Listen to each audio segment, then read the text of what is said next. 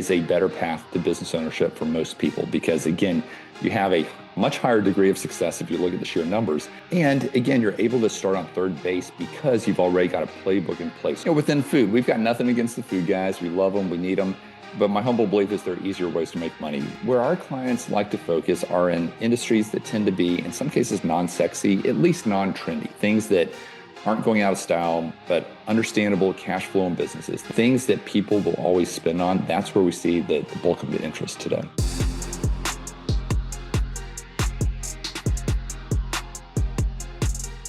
What's going on, everybody? Welcome back to the Money School podcast, the podcast where we show you how to control your money by you becoming your own bank.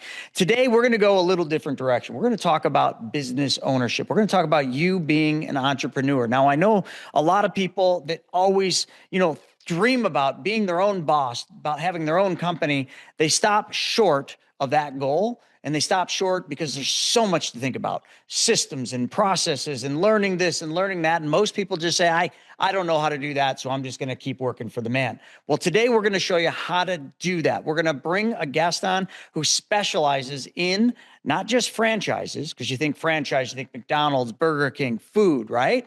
Well, let's talk about non-food franchises. And that's what John is an expert in. John, welcome to the show. Hey, Chris, excited to be here. Yeah, absolutely. So let's just dive right in. Like you came from the corporate world. We talked a little bit offline. So let's talk a little bit about how you went from the corporate world, high paying corporate positions, into this world of franchises. Like, let's just hear that story first. Yeah, it's exactly like you said, Chris. When people hear the F word, franchise, they think fast food immediately, but there's this whole world that exists out there.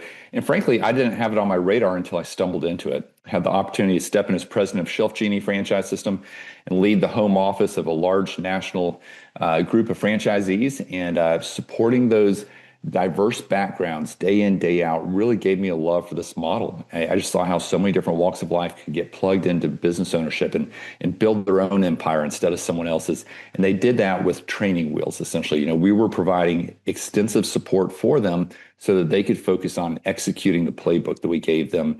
And fell in love with the model. Fast forward, I've invested in franchises myself on the franchisee side and started my consulting business about 6 or 7 years ago, which has grown significantly over time. And we've helped hundreds and even thousands step into business ownership all across the country. Hundreds and thousands. That's a lot. So when I think of business ownership, I've been self-employed since 16. I think of all the nuances of walking into a business and setting everything up from ground floor. Like, it's daunting. You got to do the business plans. Then you got to figure out what equipment to do, and you got to negotiate everything. So like, how is it that franchising is different than the traditional path to being an entrepreneur and starting your own company? And I'll start by saying franchising is not right for everyone. There are those that want to put their thumbprint on everything that are too entrepreneurial, I would say. However, for most people, it's my humble belief, I see a lot out there, and based on what I see, it is a better path to business ownership for most people because, again, you have a much higher degree of success if you look at the sheer numbers. And again, you're able to start on third base because you've already got a playbook in place. This business has been successful in other markets. The product market fit has been established. You're able to step into a system, and it's all about executing. And to help you execute, you've got a franchisor on the sidelines, almost like a coach, if you will. The better you do, the better they perform. You've got a sea of other franchisees out there that they're living the same thing day in, day out. So you have this built-in mastermind. Obviously, you've got bulk buying power for goods and for services. And, there's just a lot of science, a lot of art that comes together to help support you. And I will say this, Chris, not every franchise is created equal. Just like any industry, you've got strong players and you've got those that don't provide as strong of support. So that's where we come in to help our clients identify the ones that are worth the investment, that will provide you with that value. Yeah, it's interesting. I'm pretty familiar with, this model because I had a client, and him and his wife started off, they owned a Tim Hortons franchise, right? They bought into Tim Hortons many, many moons ago. And, obviously Tim Hortons went on a major growth pattern, but then also made some interesting shifts where they got bought out by a big conglomerate and things changed. So when I talked to him about that, and that this is a food franchise, but a very successful one, they made a bunch of money, but they just had to deal with so many employees, so many moving parts. I'll speak to him, not his wife. He absolutely hated it. Like he got to the point where he despised his own business. Contrary, he was making tons of money, but he despised it. So the funny thing is they sold that franchise off, and he went into another franchise and was, I believe, an Ace Hardware franchise or something in the hardware space. I might Spalding, something like that. He loves it. I just talked to him at the gym the other day, and I asked him, "Hey, so how is this different than when you ran Tim Hortons?" He said, "Not even the same thing." He said, "All the systems are here, the processes. I literally just walked into an existing franchise that we bought the guy out, and." He said, I literally don't even need to be there. He said, I like being there. I like talking to everybody. I like talking to customers. I like adding my little spin on how the store is laid out. But he said, if I don't show up, nothing really changes. He said, that wasn't the case with the food industry. He said, but that's the case here. So can you just kind of talk a little bit about that? You got somebody who's been in the franchise business on two sides. Food, hated, and now this hardware store loves it. Like, why such a drastic difference? Yeah, certainly speaking broadly, and this is directional, of course, but within food, we've got nothing against the food guys. We love them, we need them. But my humble belief is there are easier ways to make money. When you look at the core business model around food, it requires a lot of employees, a lot of hourly employees, long operating hours. The margins tend to be a little bit lower just due to food waste and such. And they're susceptible to consumer whims. Now, coffee's not going out of style, but frankly, frozen yogurt did in a large way, right? Froyo was big till it wasn't. So again, where our clients like to focus are in industries that tend to be, in some cases, non-sexy, at least non-trendy, things that aren't going out of style, but understandable cash flow in businesses, things that people are going to continue to spend on regardless of the economy. And so, it's industries, everything from home and property services, a lot of smart money flowing in there, a lot of private equity getting involved too, to things like health and wellness, to categories like kids or pets or seniors or automotive. Again, things that people will always spend on. That's where we see the bulk of the interest today. And you have 600 different franchises that you represent. Like, that's a lot. So it's almost like you walk into a crazy restaurant, one of those restaurants where the menu is like 100 pages long and you just get to pick. Like, how do you help somebody that comes in? I mean, you got 600 to choose from. How do you help them narrow their choices down so that they get the right franchise for their needs and goals? Yeah, I'll be honest, at any given time, there's probably 60 or 70 that I really feel strongest about. And, we'll go deep on those, really spending a lot of time with the franchisor and such. And so if, Chris in Buffalo approaches me and says, "Hey, John, I'm interested in business ownership. We'd spend some time getting to know you, understand your background, what you're looking to do, investment level. And then again, a little bit of science, a little bit of art to it. But I would then reach out to, maybe the top 20, 25 franchisors that I think could be a good fit for you, giving you some good variety in the market. And from there, some of them are going to say, "Hey, we're already sold out in Buffalo," or "We're not looking to expand into Buffalo," or, so I'll take that feedback. I'll then narrow it down to maybe 10 or even 12 companies. I like to start with a wide approach. I don't want to be too presumptive in picking the right thing. So I'm going to show you 12 different types of businesses that I feel strongly about that I think can be interesting for you. You would then narrow those down to maybe 3 or 4 to have a conversation with. And that's really where the magic starts happening, Chris. Most people don't know what they're looking for until it's right in front of them. So what I find is when you're having real conversations with companies, you start comparing and contrasting, and you start to prioritize in your mind, what are those characteristics that you like in a business? And again, that's kind of where the magic starts happening. And you may look at your spouse and say, "Gosh, I never thought I'd be in XYZ industry, but that makes a lot of sense. And I think that would be a good fit." And it's not always the case where someone has to literally become the franchisee, but work in the business 24/7. Like, you were mentioning offline, you were talking about some doctors that do this, and they do this, as a diversification strategy, as a tax planning strategy. So like, how could that be that somebody could get into a franchise? Now, I know I mentioned, my friend who owns that hardware store, and he doesn't have to be there, but that's because he bought an existing operating franchise. So is that really the case, even with a brand new franchise that may be open in your town, where you don't have to be there? Yeah, so 2 things there. First off, as far as buying an existing franchise, that's about 5% of what we do. It's not that there's not demand, but your friend got lucky that he found one that was open. Most good franchises, when they go to sell to other franchisees. It's internal M&A, never hits the open market. So most of the locations our clients are getting into are new locations. Now, a lot of franchises will market themselves as semi-passive. Some call it semi-absentee or an executive model. The idea is that you put a manager in place day one to run the business for you so that, again, you can focus on your W-2 job or whatever else you have going on. I never want to sugarcoat that. If business ownership was easy, everyone would be a business owner, right? And so it does take work. There's a reason why you can make outsized returns. It's because you do exchange some effort and some time for it. Now, with franchising, if you put a great manager in place, then it is very doable. And we have countless client case studies, and I've personally done this many times. That franchisor can carry a lot of the daily support water for your manager so that you don't have to be as hands-on.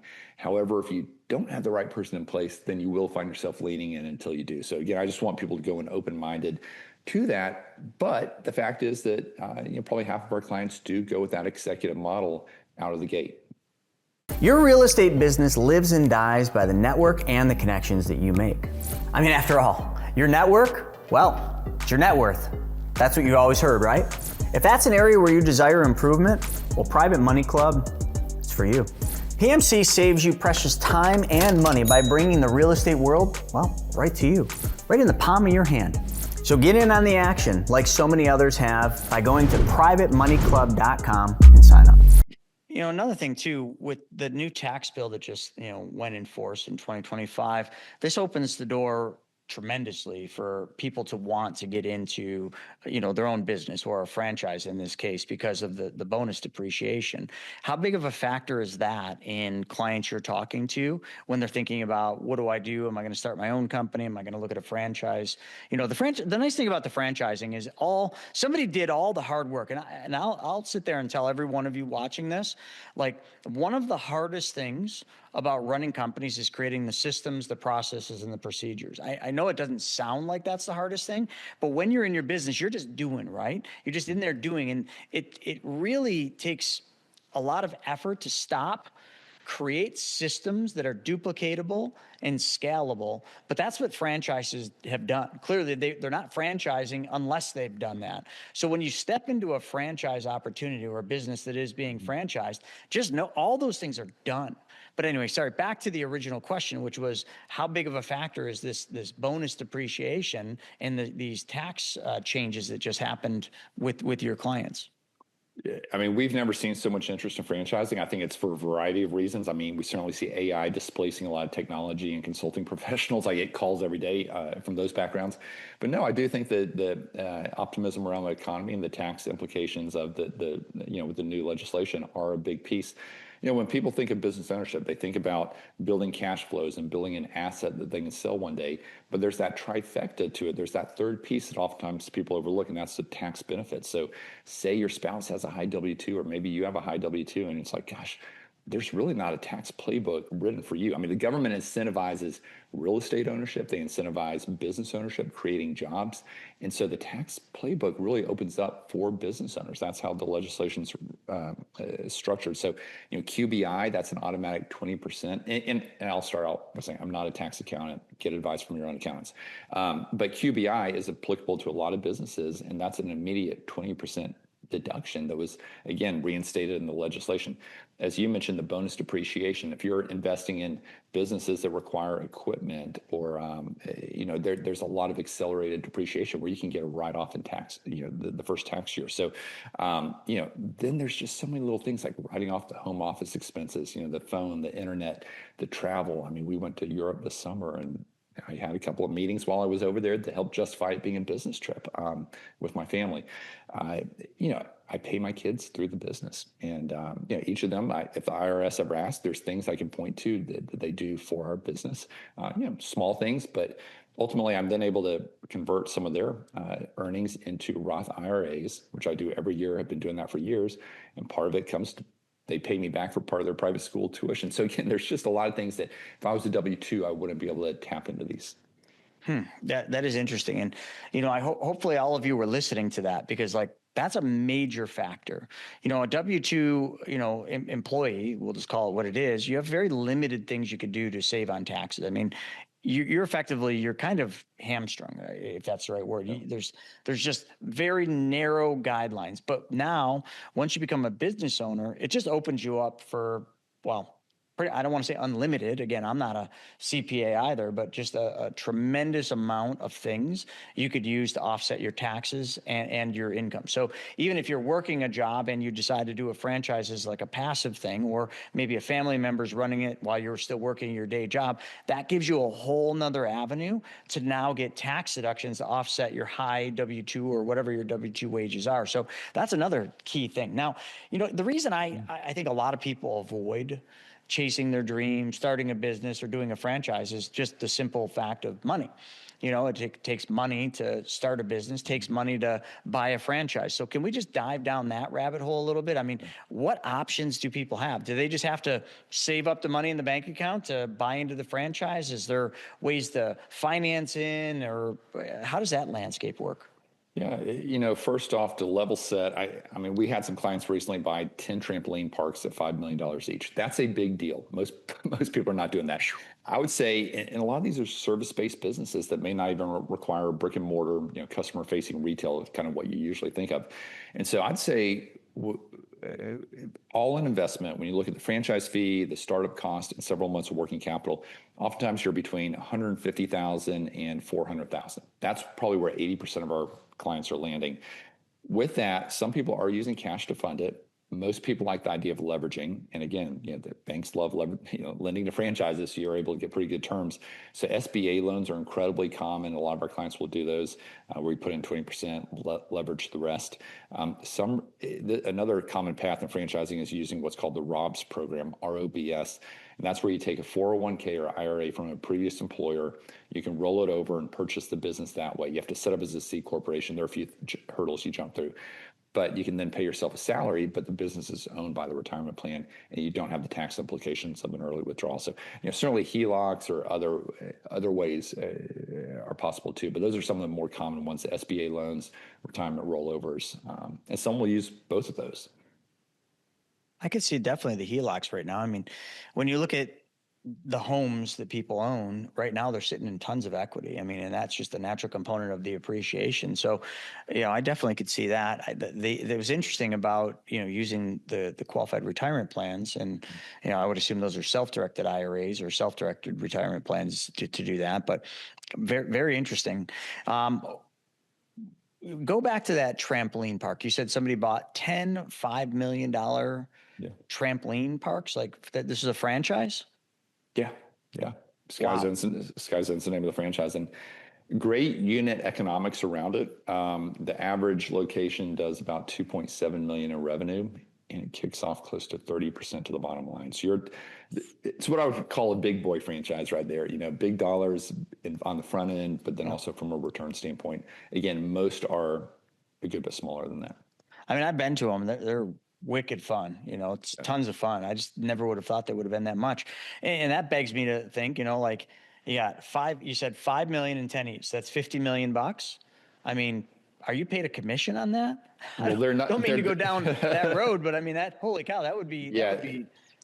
They're not all opening on day one, right? And so they are rolling them out in time. But no, we get a referral fee, and the fact is the referral fees are pretty equal across the board. I mean, there isn't that much variance between the businesses, so that really doesn't come into effect.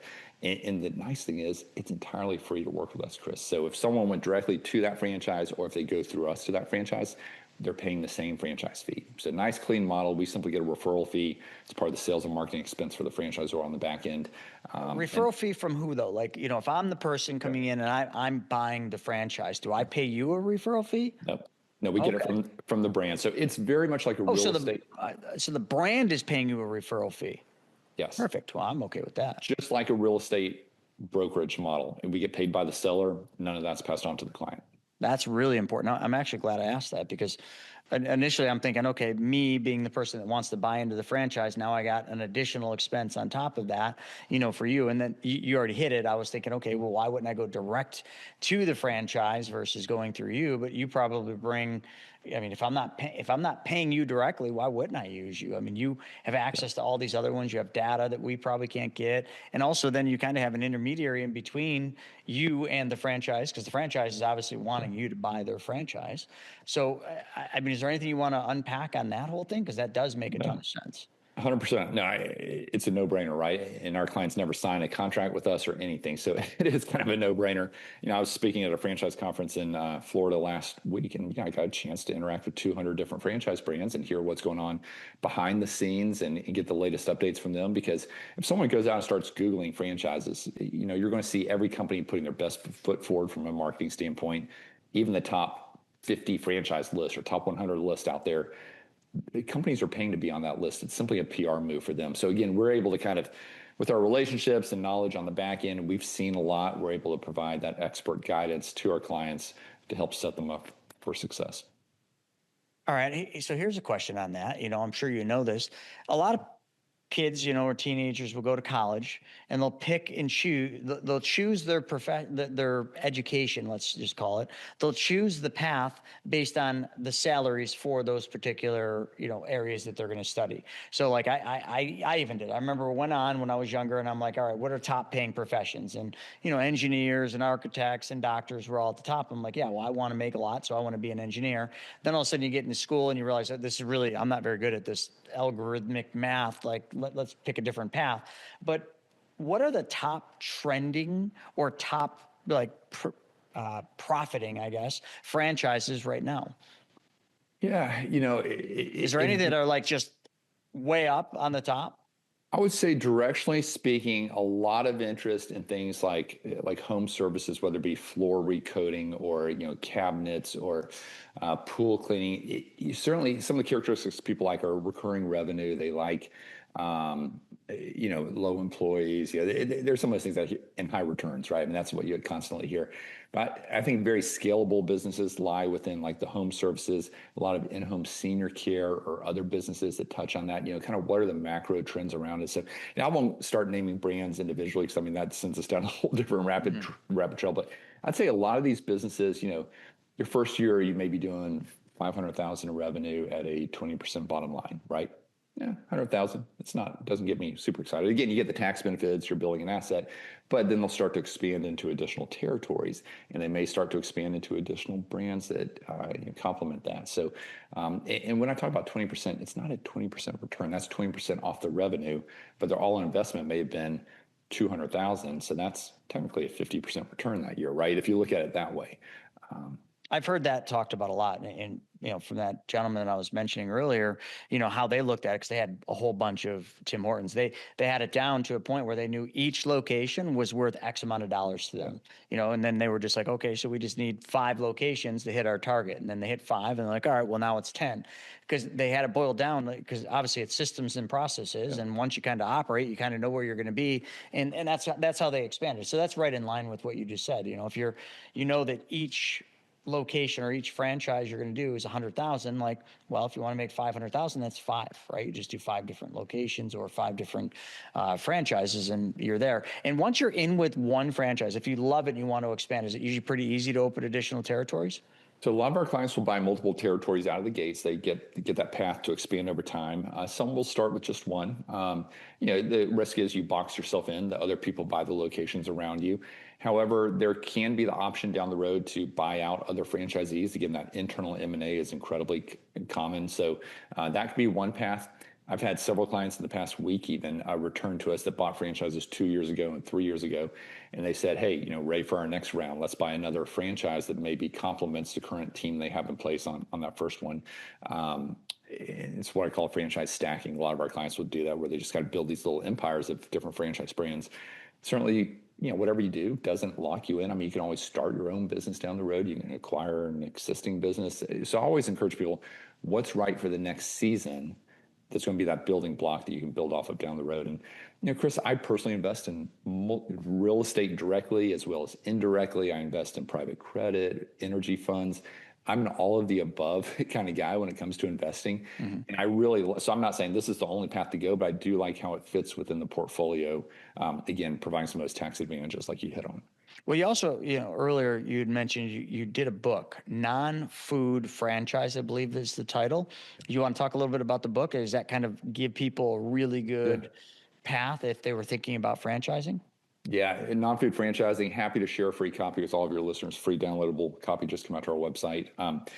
and leave your email address. Yeah, with non-food franchising, I packed a lot of content into about 90 pages. It's very readable, and it really will give you kind of a better understanding of how franchising works and whether it may be a good path for you.